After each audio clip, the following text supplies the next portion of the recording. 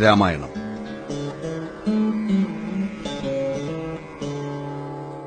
കാലിഫോർണിയയിൽ പാസദേന ഷേക്സ്പിയർ ക്ലബിൽ 1900 ജനുവരി 31 ചെയ്ത പ്രസംഗം.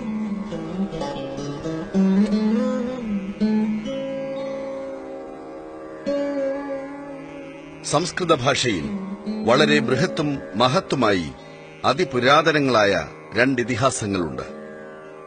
ഇവ കൂടാതെയും 100 കണക്കിന് ഇതിഹാസ കാവ്യങ്ങളുണ്ടെന്നത് വാസ്തവം. 2000-ന് മേൽ വർഷങ്ങളായി വായ്മൊഴി എന്ന നില നിലച്ചുപോയെങ്കിലും സംസ്കൃത ഭാഷയും സംസ്കൃത സാഹിത്യവും ഇന്നോളം തുടർന്നു പോന്നിട്ടുണ്ട്. ഏറ്റവും പ്രാചീനങ്ങളായ രാമായണ മഹാഭാരതങ്ങളെക്കുറിച്ചാണ് ഞാനിപ്പോൾ നിങ്ങളോട് സംസാരിക്കാൻ പോകുന്നത്.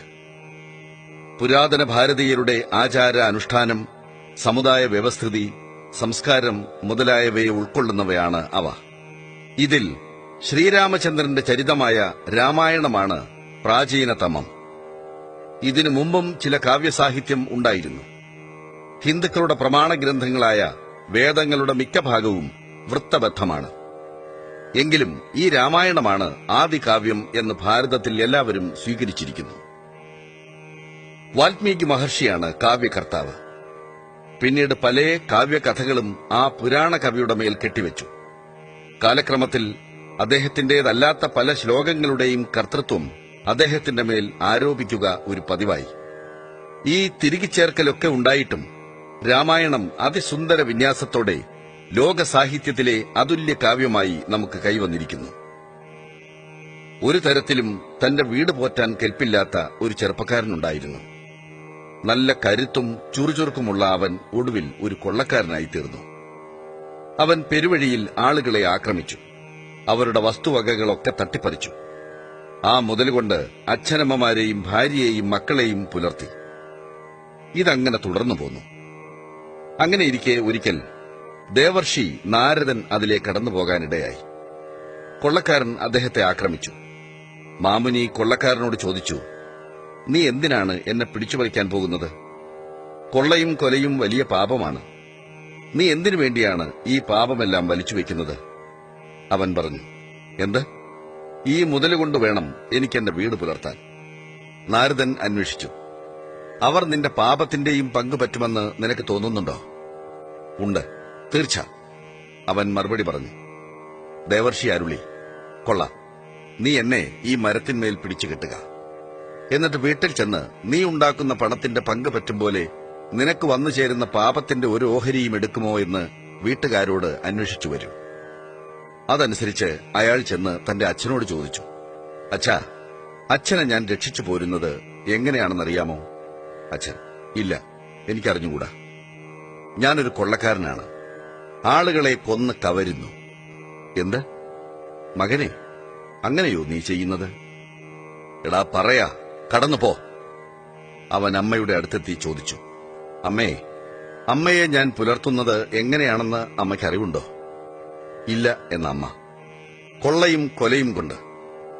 "എന്തൊരു ഭയങ്കരം!" എന്ന അമ്മ മുറവിളിച്ചു. "അട്ടെ, എന്റെ പാപത്തിൽ പങ്കുചേരുമോ?" മകൻ ചോദിച്ചു. "അതെന്തിന്? ഞാൻ ഒരു കവർച്ചയും ചെയ്തിട്ടില്ലല്ലോ." പിന്നെ ചെന്ന് ഭാര്യയോട് അന്വേഷിച്ചു. "ഞാൻ നിങ്ങളെയൊക്കെ പോറ്റുന്നത് എങ്ങനെയെന്നറിയാമോ?" "ഇല്ല" എന്ന അവളും. "എന്ത്? നിനക്കറിയില്ലേ? ഞാനൊരു കവർച്ചക്കാരനാണ്. എത്രയോ കൊല്ലങ്ങളായി ഞാൻ ആളുകളെ പിടിച്ചുപറിക്കുന്നു. അങ്ങനെയാണ് ഞാൻ നിങ്ങളെയെല്ലാം പുലർത്തിപ്പോരുന്നത്. എനിക്കിപ്പോൾ അറിയേണ്ട കാര്യം ഇതാണ്: നിങ്ങളും എന്റെ പാപത്തിന്റെ ഒരു ഓഹരി സ്വീകരിക്കുമോ?" "ഇല്ല, ഒരിക്കലുമില്ല. അങ്ങെന്റെ ഭർത്താവ്. എന്നെ പോറ്റേണ്ടത് അവിടുത്തെ കടമ." കാട്ടാളന്റെ കണ്ണു തുറന്നു. ഇതാണ് ലോകം. ആരെ പോറ്റാൻ ഞാൻ കൊള്ളയും കൊലയും നടത്തിയോ ആ ഉറ്റവർ പോലും എന്റെ കർമ്മഫലത്തിന്റെ പങ്കുപറ്റില്ല. അവൻ മാമുനിയെ മരത്തോട് ചേർത്ത് കെട്ടിയിട്ടിരുന്നിടത്തേക്ക് മടങ്ങി. കെട്ടഴിച്ചു, കാൽക്കൽ വീണു. നടന്നതെല്ലാം പറഞ്ഞു കേൾപ്പിച്ചു. "അടിയനിൽ കനിയണേ, ഇവൻ എന്തു ചെയ്യട്ടെ?" കാട്ടാളൻ കേണു. നാരദൻ അരുളി ചെയ്തു, "നിന്റെ ഇപ്പോഴത്തെ ജീവിത രീതി കൈവെടിയുക. നിന്റെ സ്വജനങ്ങളിൽ ആരും നിന്നെ ഉണ്മയിൽ സ്നേഹിക്കുന്നില്ല. നിന്റെ ആ വക വ്യാമോഹമെല്ലാം ഉപേക്ഷിക്കുക. നിന്റെ സമ്പത്തിന് അവർ അവകാശം പറയും. കയ്യിലെ കാശൊക്കെ തീർന്നാൽ പിന്നെ തിരിഞ്ഞു നോക്കുകയേയില്ല. തിന്മയ്ക്ക് പങ്കുചേരാൻ ആരുമില്ല. നന്മ പങ്കിടുവാൻ എല്ലാവരും എത്തും. അതുകൊണ്ട് നമ്മുടെ നന്മയിലും തിന്മയിലും നമ്മോടൊത്തു വർത്തിക്കുന്ന അച്യുതനെ ആരാധിക്കുക. അവൻ ഒരിക്കലും നമ്മെ കൈവിടില്ല. പ്രേമം അഥവാ ഈശ്വരൻ ഒരിക്കലും അധപ്പതിക്കുന്നതല്ല, വിലപേശുന്നതല്ല, സ്വാർത്ഥമല്ല. ദേവർഷി അവനെ ഭഗവത്ധ്യാനം ശീലിപ്പിച്ചു. ഈ മനുഷ്യൻ സമസ്തവും പരിത്യജിച്ച് ഒരു കാട്ടിലെത്തി. അയാൾ ഒരിടത്ത് ഇരിപ്പുറപ്പിച്ചു, ജപിച്ചു, ഭജിച്ചു, ധ്യാനിച്ചു. സർവവും മറന്നു, തന്നെയും മറന്നു. ചിതൽ വന്ന് ചുറ്റും പുറ്റുപിടിച്ചു, ഉടൽ മൂടി. അവൻ അതുമറിഞ്ഞില്ല. വർഷങ്ങൾ വളരെ കഴിഞ്ഞു. ഒരു ശബ്ദം കേൾക്കായി, എഴുന്നേൽക്കൂ മഹർഷി. അയാൾ എഴുന്നേറ്റ് സംഭ്രമത്തോടെ അത്ഭുതപ്പെട്ടു. മഹർഷിയോ? ഞാനൊരു കാട്ടാളൻ. അല്ല, ഇനി കാട്ടാളനല്ല, പരിശുദ്ധനായ മഹർഷി. അങ്ങയുടെ പഴയ പേര് പൊയ്പോയി. ചുറ്റും ചിതൽ കൊണ്ട് മൂടിയിട്ടും അതറിയാതെ സമാധിയിൽ ആമഗ്നനായതുകൊണ്ട് അങ്ങ് ഇന്നു മുതൽ വാൽമീകിയാണ്. വൽമീകത്തിൽ നിന്ന് പിറന്നവൻ. അങ്ങനെ അദ്ദേഹം ഒരു മഹർഷിയായി. ഈ വിധത്തിലാണ് അദ്ദേഹം കവിയായത്. വാൽമീകി മാമുനി ഒരുനാൾ ഗംഗാ സമീപത്തുള്ള തമസാ നദിയിൽ കുളിക്കുവാൻ പോവുകയായിരുന്നു. വഴിയിൽ ഒരു മരക്കൊമ്പിൽ 2 ക്രൗഞ്ചപ്പക്ഷികൾ ഇണചേർന്നു പിണഞ്ഞ് തഴുകി പുലുകി കളിക്കുന്നു. മുനി മുകളിലേക്ക് നോക്കി. ഇക്കാഴ്ച കണ്ട് കൗതുകം പൂണ്ടു. ഞൊടിയിടയിൽ ഒരു കൂരമ്പ് ചീറി വന്ന് ആൺപക്ഷിയെ നിലം പതിപ്പിച്ചു. താഴെ വീണ ഇണയുടെ പിണത്തിനു ചുറ്റും പെൺപക്ഷി വിരഹം പൊറാഞ്ഞ് പിടഞ്ഞു പറന്നു.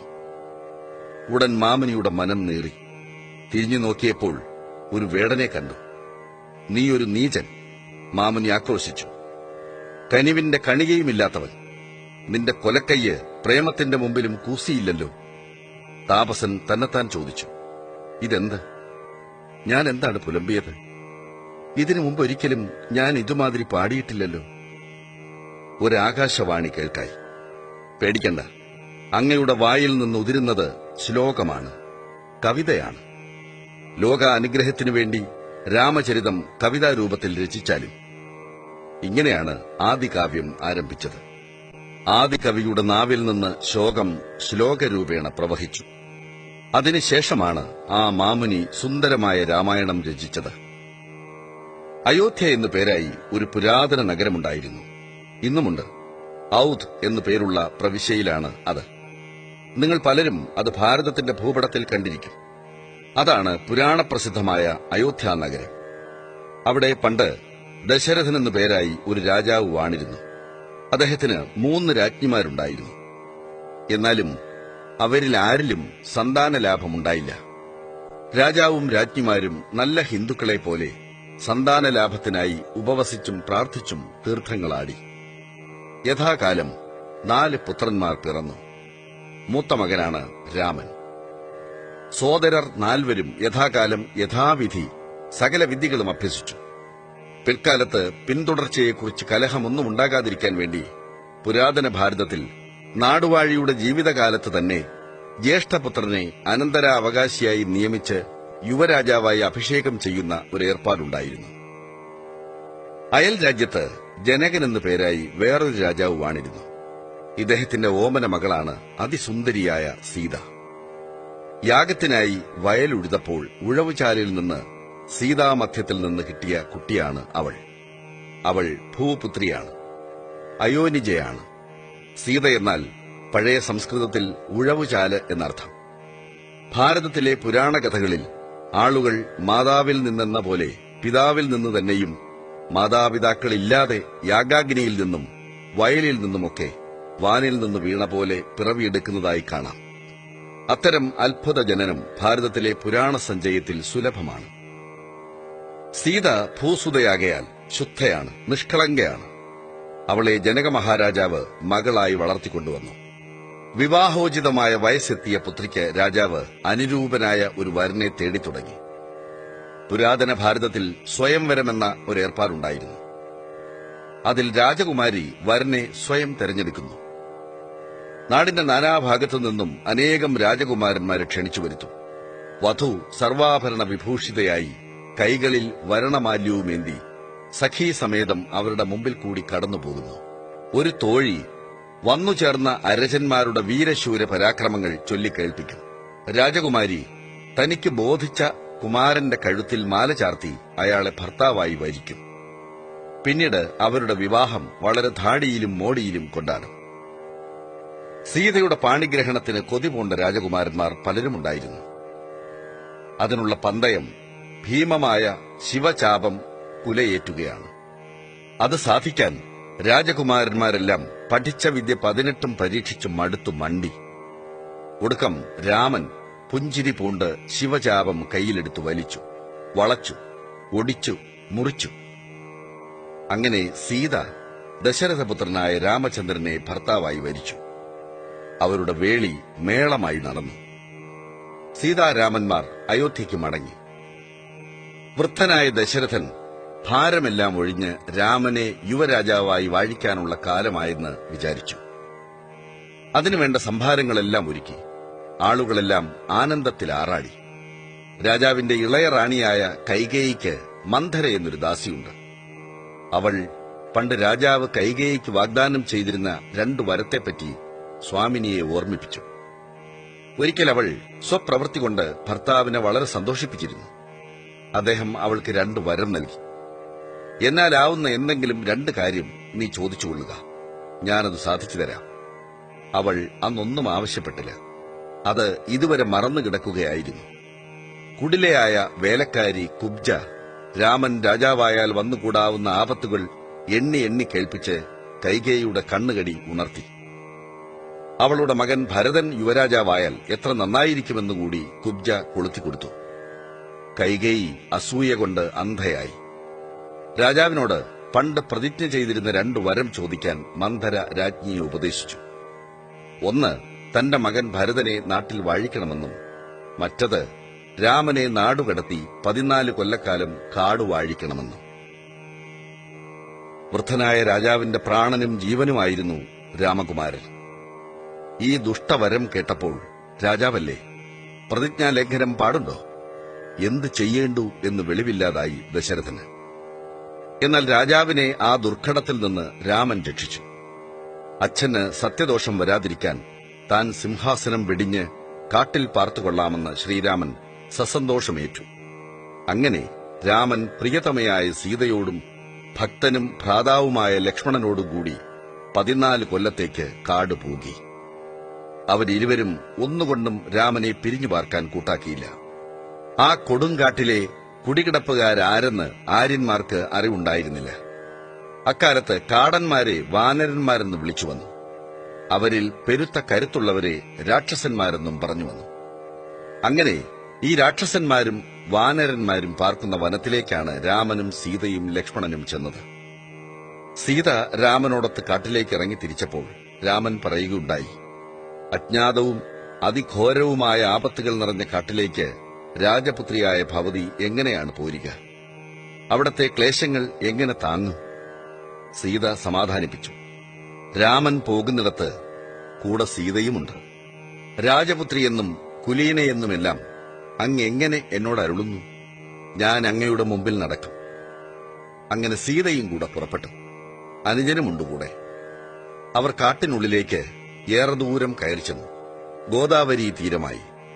അവർ പുഴവക്കത്ത് ചെറിയ പർണകുടീരങ്ങൾ കെട്ടി. രാമലക്ഷ്മണന്മാർ മാനിനെ വേട്ടയാടും, കായികനികൾ ശേഖരിക്കും. ഇങ്ങനെ പാർക്കും കാലത്ത് ഒരുനാൾ ഒരു രാക്ഷസി അവിടെ വന്നു ചേർന്നു. അവൾ ലങ്കാധിപതിയായ രാവണ രാക്ഷസന്റെ സോദരിയാണ്. കാമചാരിണിയായ അവൾ കാട്ടിൽ അലഞ്ഞു നടക്കുമ്പോൾ കാമകോമളനായ രാമചന്ദ്രനെ കണ്ട് കാമാർത്തയായി. രാമനോ പവിത്രതാമൂർത്തി, പോരെങ്കിൽ പരിണീതനും. അതുകൊണ്ട് രാമന് രാക്ഷസിയെ അനുഗ്രഹിക്കാൻ നിവൃത്തിയുണ്ടായിരുന്നില്ല. തിരസ്കൃതയായ കാമിനി പ്രതികാരബുദ്ധിയോടുകൂടി രാക്ഷസ രാജാവായ സോദരന്റെ സമീപമെത്തി രാമപത്നിയായ സീതയുടെ സൗന്ദര്യ അതിശയം വർണ്ണിച്ചു കേൾപ്പിച്ചു. മനുഷ്യരിൽ ഏറ്റവും ബലവാനാണ് രാമൻ. യക്ഷനോ രാക്ഷസനോ മറ്റാർക്കുമോ രാമനോട് എതിർക്കാൻ കരുത്തുപോരാ. അതുകൊണ്ട് രാക്ഷസേശ്വരന് കാര്യം കാണാൻ കൗശലം തേടേണ്ടി വന്നു. അവൻ അമ്മാമനാകുന്ന മാരീചനെ ചെന്ന് പൊന്മാൻ വടിവാക്കി വിട്ടു. പൊന്മാൻ ചെന്ന് രാമന്റെ പർണശാലയ്ക്ക് സമീപം തുള്ളിച്ചാടി കളിച്ചു. അതിന്റെ അപൂർവ സൗന്ദര്യം സീതയെ ആകർഷിച്ചു. അതിനെ പിടിച്ചു കൊടുക്കണമെന്ന് സീത രാമനോട് അപേക്ഷിച്ചു. രാമൻ അനുജനെ സീതയ്ക്ക് കാവൽ നിർത്തി മാനിനു പിമ്പെ കാട്ടിലേക്ക് ചെന്നു. ലക്ഷ്മണൻ പർണശാലയ്ക്ക് ചൂഴെ ഒരു അഗ്നിവലയം സൃഷ്ടിച്ച് സീതയോട് പറഞ്ഞു, ഭവതിക്ക് എന്തോ വിപത്ത് സംഭവിക്കാൻ പോകുന്നതായി എനിക്ക് തോന്നുന്നു. അതുകൊണ്ട് ഭവതി ഈ മാന്ത്രിക വലയത്തിന് പുറത്തുപോയിക്കൂടാ. പുറത്തു പോയാൽ എന്തെങ്കിലും ആപത്ത് വരും. അപ്പോഴേക്കും രാമൻ മായാമൃഗത്തെ അമ്പെയ്ത് കഴിഞ്ഞിരുന്നു. ഉടൻ തന്നെ മാൻ മനുഷ്യരൂപം കൈക്കൊണ്ട് മരണമടഞ്ഞു. ഉടനെ ഉടജത്തിൽ രാമന്റേതായ ഒരാർത്തനാദം കേൾക്കായി. അല്ലയോ ലക്ഷ്മണ, തുണയ്ക്ക് ഓടിവരൂ. സീത സംഭ്രമത്തോടെ പറഞ്ഞു, ലക്ഷ്മണ, രാമന്റെ രക്ഷയ്ക്ക് ഉടൻ ഓടിച്ചെല്ലൂ. അത് ജ്യേഷ്ഠന്റെ ശബ്ദമല്ലെന്ന് ലക്ഷ്മണൻ. പക്ഷെ സീതയുടെ നിർബന്ധത്തിന് വഴങ്ങി പോംവഴിയേറ്റ ലക്ഷ്മണൻ രാമനെ തേടി കാട്ടിലേക്ക് പോയി. ലക്ഷ്മണൻ പോയ തക്കം നോക്കി രാക്ഷസേശ്വരൻ ഭിക്ഷുവേഷം പൂണ്ട് ഉടജത്തിന്റെ പടിക്കലെത്തി ഭിക്ഷയിരുന്നു. ഇത്തിരി നേരം ഇരിക്കൂ, എന്റെ ഭർത്താവ് മടങ്ങി വരുവോളം ക്ഷമിക്കൂ. അവിടേക്ക് യഥേഷ്ടം ഭിക്ഷ നൽകാം. അല്ലയോ സുന്ദരി, ഇത് കാക്കുവാൻ കാലമല്ല. വിശന്നു വലയുകയാണ് ഞാൻ. ഉള്ളതെന്തെങ്കിലും തരൂ. ഭിക്ഷുവിന്റെ ഈ വാക്ക് കേട്ട് സീത അകത്തുനിന്ന് കുറെ പഴങ്ങൾ എടുത്തുകൊണ്ടുവന്നു. ആ സന്യാസി ഭിക്ഷു താനൊരു പരിശുദ്ധ താപസനായതുകൊണ്ട് യാതൊരാപൽശങ്കയും വേണ്ടെന്ന് ഉറപ്പു നൽകി സീതയെ പഴവും കൊണ്ട് രക്ഷാവലയത്തിന് പുറത്തു വരുത്തി. അങ്ങനെ സീത മന്ത്രദുർഗത്തിന് പുറത്തു കടന്നു. ഉത്തരക്ഷണത്തിൽ ആ കള്ളസന്യാസി തന്റെ രാക്ഷസ സ്വരൂപം പൂണ്ടു. സീതയെ കയ്യിലേന്തി പുഷ്പക വിമാനം വരുത്തി അതിലിട്ടു. കരയുന്ന സീതയെയും കൊണ്ട് രാക്ഷസേശ്വരൻ പമ്പ കടന്നു. സാധു സീത, അവൾ അത്യന്തം അബല. തുണയ്ക്കോടിയെത്താൻ ആരുമില്ല. രാവണൻ അവളെയും കൊണ്ട് അങ്ങനെ പറക്കുന്ന നേരത്ത് സീത തന്റെ ആഭരണങ്ങൾ ചിലതെടുത്ത് വഴിക്ക് അവിടെയായി ഭൂമിയിലേക്ക് എറിഞ്ഞു. രാവണൻ സീതയെ തന്റെ രാജ്യമായ ലങ്കയിലേക്ക് കൊണ്ടുപോയി. തന്റെ രാജ്ഞിയായി തീരാൻ അവളോട് പ്രാർത്ഥിച്ചു. തന്റെ അപേക്ഷ സ്വീകരിക്കാൻ അവളെ പല പ്രകാരത്തിലും പ്രലോഭിപ്പിച്ചു നോക്കി. ചാരിത്രമൂർത്തിയായ സീതയുണ്ടോ അവനോട് മിണ്ടുക പോലും ചെയ്യുന്നു. അതിന് ശിക്ഷയായി അവൻ അവളെ വൃക്ഷച്ചുവട്ടിൽ പാർപ്പിച്ചു. ഭാര്യയാകാൻ സമ്മതിക്കും വരെ അവൾ രാപ്പകൽ അവിടെ കിടക്കട്ടെ. രാമലക്ഷ്മണന്മാർ കുടിലിൽ മടങ്ങിയെത്തി. സീതയെ കാണുവാനില്ല. അവരുടെ ആധിക്ക് അതിരുണ്ടോ? സീതയ്ക്ക് എന്ത് സംഭവിച്ചിരിക്കാമെന്ന് അവർ ഊഹിക്കാനേ കഴിഞ്ഞില്ല. സോദരർ ഇരുവരും തേടിത്തുടങ്ങി. തേടി എല്ലായിടത്തും തേടി. മുക്കിലും മൂലയിലും തേടി. ഒരു തുമ്പും കിട്ടിയില്ല. തേടിത്തേടി ഒടുവിൽ ഒരു കൂട്ടം കുരങ്ങന്മാരെ കണ്ടെത്തി. അക്കൂട്ടത്തിൽ വായുസുതനായ ഹനുമാനുമുണ്ടായിരുന്നു. വാനരന്മാരിൽ അത്യുത്തമനായ ഹനുമാൻ രാമന്റെ ഏറ്റവും വിശ്വസ്ത ഭൃത്യനായി തീർന്നു. അയാൾ സീതയെ വീണ്ടെടുക്കുന്നതിൽ വഹിച്ച പങ്ക് നമുക്ക് വഴിയെ കാണാം. ഹനുമാന് രാമനിലുള്ള ഭക്തി അതിതീവ്രമായിരുന്നു.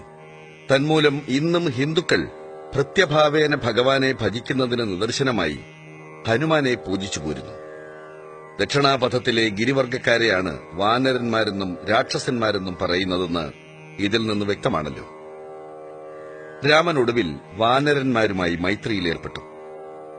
അതിസുന്ദരിയായ ഒരു തരുണിയെയും തേരിലേറ്റി ഒരു രാക്ഷസൻ ആകാശമാർഗേണ പോകുന്നതായും അവൾ കുടുകുടാ കണ്ണീർ വാർക്കുന്നതായും വിമാനം തലയ്ക്ക് മീതെ പറന്നപ്പോൾ തങ്ങൾ കാണുവാനായി അവൾ ഒരു ആഭരണപ്പൊതി കീഴ്പോട്ടിട്ടതായും തങ്ങൾ കണ്ട കാഴ്ച അവർ പറഞ്ഞു കേൾപ്പിച്ചു. അവർ ആഭരണങ്ങൾ എടുത്തുകൊണ്ടുവന്ന് മുമ്പിൽ വെച്ചു. ലക്ഷ്മണൻ അവയെടുത്ത് നോക്കിയിട്ട് പറഞ്ഞു, ഇവ ആരുടെ ആഭരണങ്ങളാണെന്ന് എനിക്ക് രൂപമില്ല. രാമൻ വേഗം വാങ്ങി നോക്കിയിട്ട് പറഞ്ഞു, അതെ, ഇവ സീതയുടേത് തന്നെ. ഭാരതത്തിൽ ജ്യേഷ്ഠഭ്രാതാവിന്റെ പത്നി പരമപൂജനീയയാണ്. അതുകൊണ്ട് സീതയുടെ കൈയും കഴുത്തുമൊന്നും ലക്ഷ്മണൻ കണ്ടിട്ടില്ല. അതുകൊണ്ടാണ് ആഭരണങ്ങൾ ആരുടേതെന്ന് ലക്ഷ്മണൻ അറിയാൻ കഴിയാഞ്ഞത്. കണ്ഠാഭരണമൊന്നും ലക്ഷ്മണന് തിരിച്ചറിയാൻ കഴിഞ്ഞില്ല. ഈ സംഭവത്തിൽ പുരാതന ഭാരതത്തിലെ ആചാര മര്യാദകളുടെ ഒരു വശം കാണാം. ആരാണ് ഈ രാക്ഷസനെന്നും അയാളുടെ പാർപ്പിടം എവിടെയെന്നുമെല്ലാം അവർ പറഞ്ഞു കേൾപ്പിച്ചു. എന്നിട്ടെല്ലാവരും കൂടി അവനെ തിരയുവാനായി ഒരുമ്പെട്ടു. വാനരരാജനായ ബാലിയും അനുജനായ സുഗ്രീവനും തമ്മിൽ രാജ്യത്തിനു വേണ്ടി വഴക്കടിച്ചുകൊണ്ടിരിക്കുകയായിരുന്നു. സുഗ്രീവനെ രാമൻ തുണച്ചു. അനുജനെ നാട്ടിൽ നിന്ന് ആട്ടിപ്പായിച്ച ബാലിയെ കൊല ചെയ്ത് നാട് വീണ്ടെടുത്ത് രാമൻ സുഗ്രീവന് കൊടുത്തു. പകരം സീതാ അന്വേഷണത്തിന് വേണ്ടത് ചെയ്തു കൊള്ളാമെന്ന് അവനും പ്രതിജ്ഞ ചെയ്തു. അവർ നാടായ നാട് മുഴുവൻ തിരഞ്ഞു. സീതയെ എങ്ങും കണ്ടുകിട്ടിയില്ല. ഒടുവിൽ ഹനുമാൻ ഒറ്റ കുതിപ്പിന് ഭാരത തീരത്തുനിന്ന് ലങ്കയിലെത്തി. അവിടെയുമെല്ലാം അന്വേഷിച്ചു.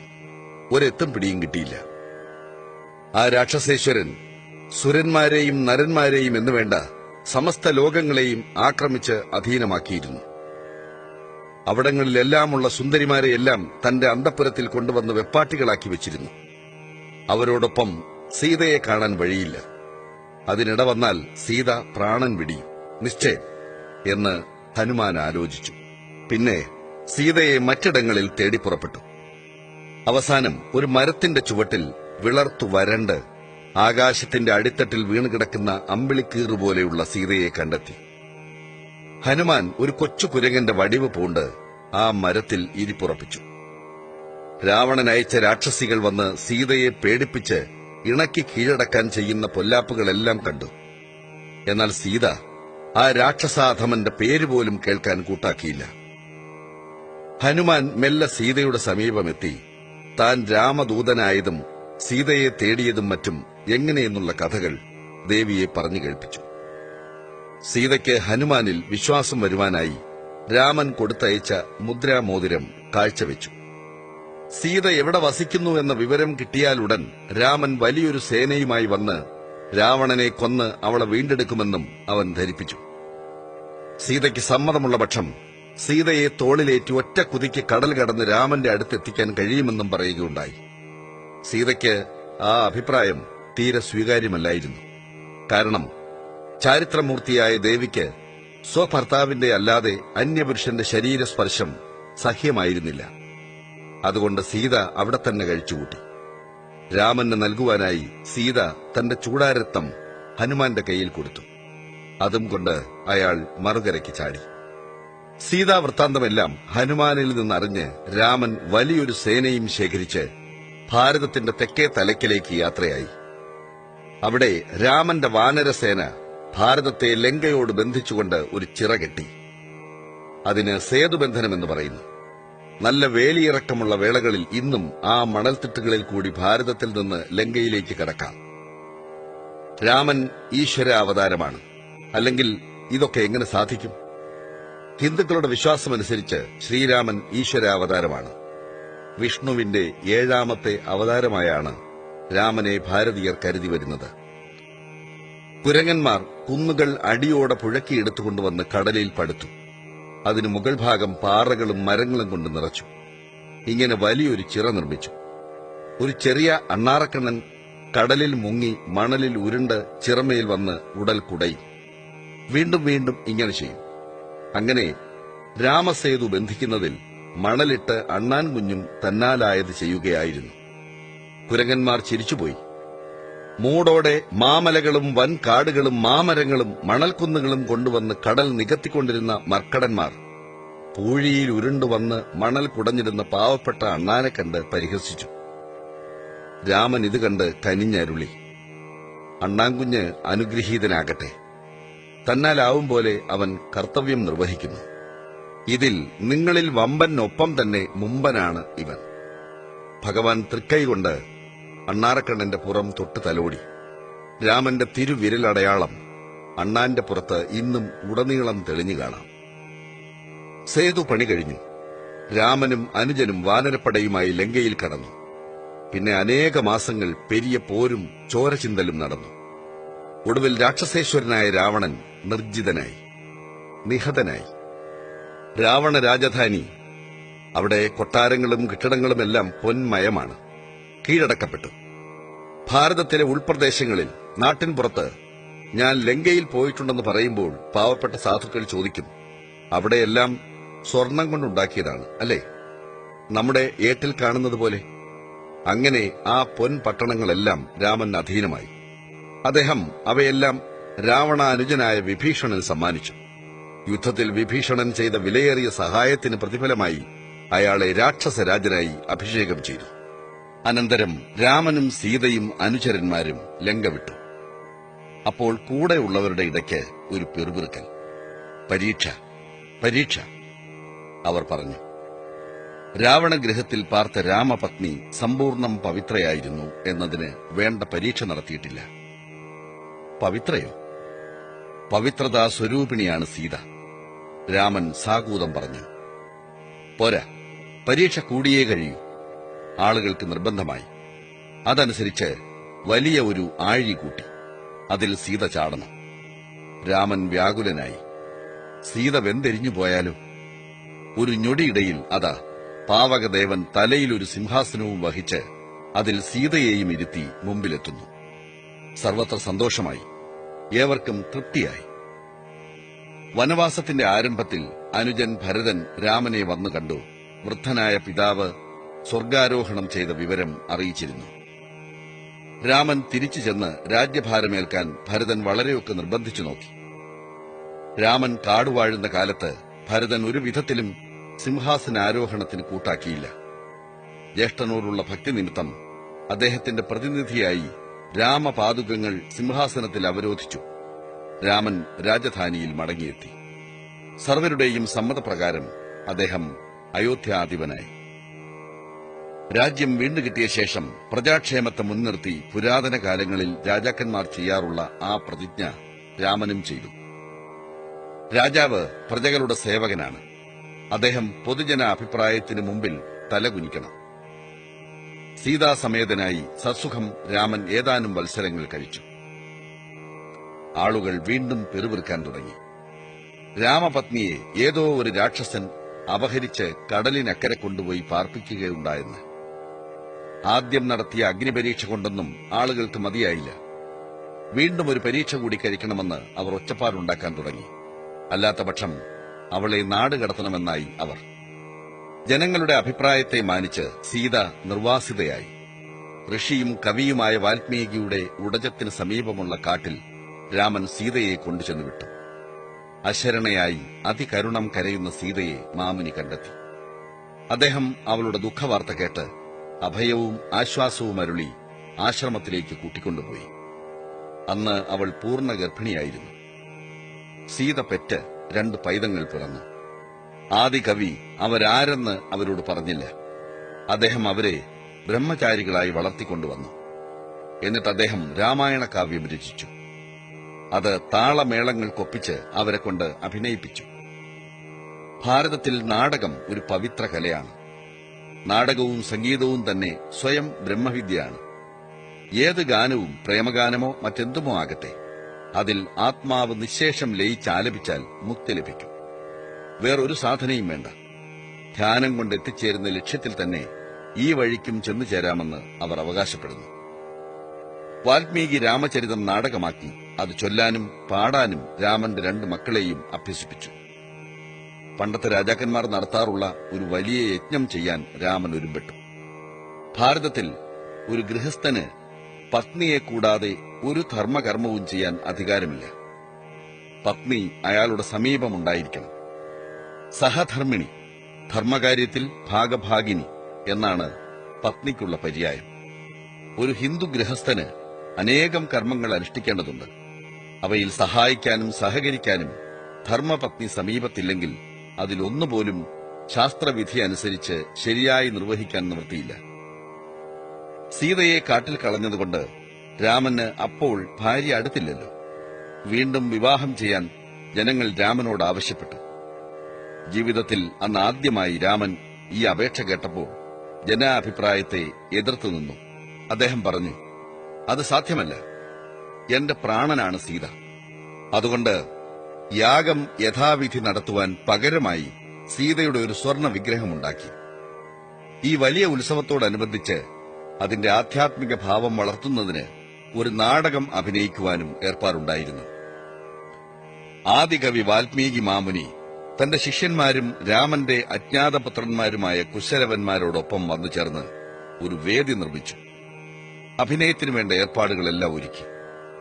രാമനും സോദരന്മാരും സാമന്തന്മാരും സ്വന്തക്കാരും ബന്ധുജനങ്ങളും പ്രജാമുഖ്യന്മാരുമായി വലിയ ഒരു സദസ്സ് ഹാജരുണ്ട്. വാൽമീകിയുടെ നിർദ്ദേശാനുസരണം കുശലവന്മാർ രാമചരിതം ഗാനം ചെയ്തു. അവരുടെ മോഹന രൂപവും മധുരസ്വരവും സദസ്യരെ ആകെ ആകർഷിച്ചു. പാവപ്പെട്ട രാമന് ഭ്രാന്ത് പിടിച്ചതുപോലായി. സീതാപരിത്യാഗ രംഗമായി. എന്ത് ചെയ്യേണ്ടുവെന്നറിയാതെ രാമൻ വിഷമിച്ചു.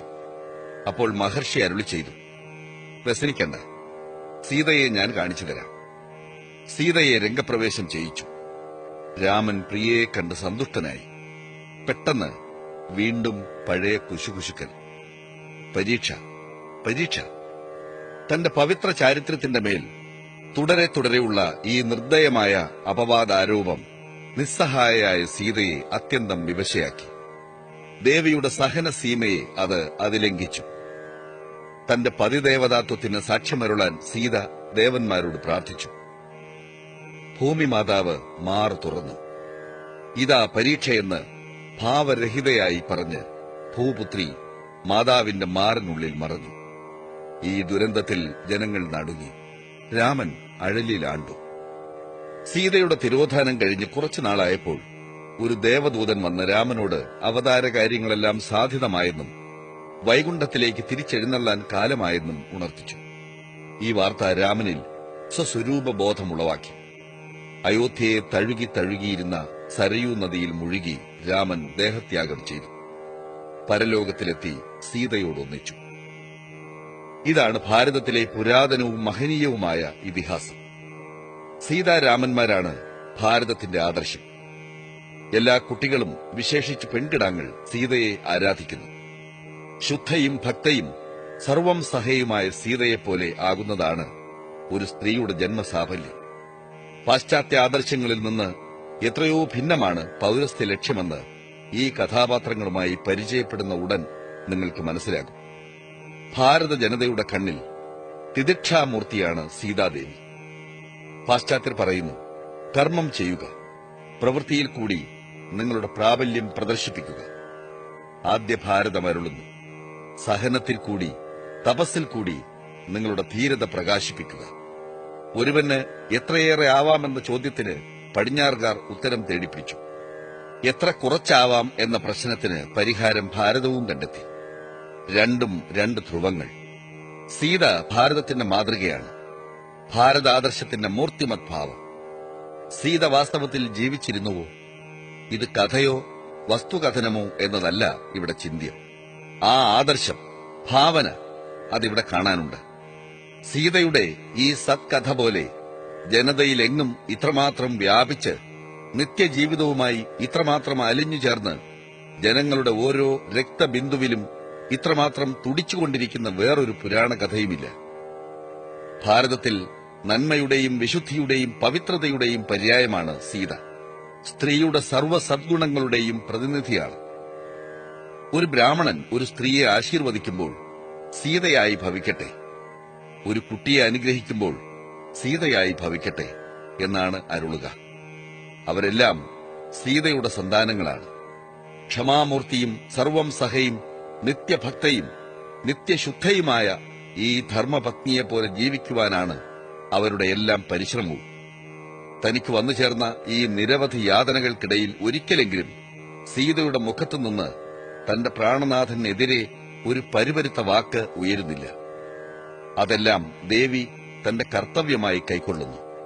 തന്റെ കടമ മുറയ്ക്ക് നിറവേറ്റുകയും ചെയ്യുന്നു. കാട്ടിൽ കൊണ്ട് കളഞ്ഞതിലുള്ള അക്ഷന്തവ്യമായ അനീതി ആലോചിച്ചു നോക്കുക. പക്ഷേ സീതയ്ക്ക് കൈക്കുന്നില്ല. അതാണ് ആര്യജനതയുടെ ആദർശം. ആ പഴയ തഥാഗതൻ പാടി, വൈരം കൊണ്ട് വൈരം ശമിക്കുകയില്ല, വൈരം വളരുകയേയുള്ളൂ. സീത ഒരു ഉത്തമ ഭാരത സന്താനം. ഒരിക്കലും പ്രതികാരം ചെയ്തില്ല. പാശ്ചാത്യർ പുകഴ്ത്തുന്ന പ്രകടമായ പ്രാബല്യവും അധികാരവും, പൌരസ്ത്യർ വാഴ്ത്തുന്ന തിദിക്ഷയും സഹിഷ്ണുതയും, ഇതിലേതാണ് കൂടുതൽ ശ്രേയസ്കരമായ ആദർശമെന്ന് ആരറിഞ്ഞു? പടിഞ്ഞാറുകാർ പറയുന്നു, ഞങ്ങൾ തിന്മയെ ആക്രമിച്ചടക്കുന്നു. ഭാരതം പറയുന്നു, ഞങ്ങൾ തിന്മയും യാതനയും തിന്നു തീർക്കുന്നു. അതൊരു ക്ലേശമല്ലാതായിത്തീരുന്നു. ദുഃഖം സുഖമായി മാറുന്നു. ശരി, രണ്ടും ഉച്ചമായ ആദർശങ്ങളാണ്. ഒടുവിൽ ഉയർന്നു പുലരുന്നത് ഏതാണെന്ന് ആര് കണ്ടു? ഏതു മനോഭാവമാണ് മാനവ സമുദായത്തിന് കൂടുതൽ ശ്രേയസ്കരമെന്ന് ആർക്കറിയാം? മൃഗീയതയെ കീഴടക്കി വിജയിക്കാൻ ഏതാണ് ഉതകുക എന്ന് ആർക്ക് പറയാം? കർമ്മമോ സഹനമോ ഏതായിരിക്കും? അതിനിടയിൽ ഇരുവരുടെയും ആദർശങ്ങളെ പരസ്പരം തകർക്കാൻ ശ്രമിക്കാതിരിക്കാം.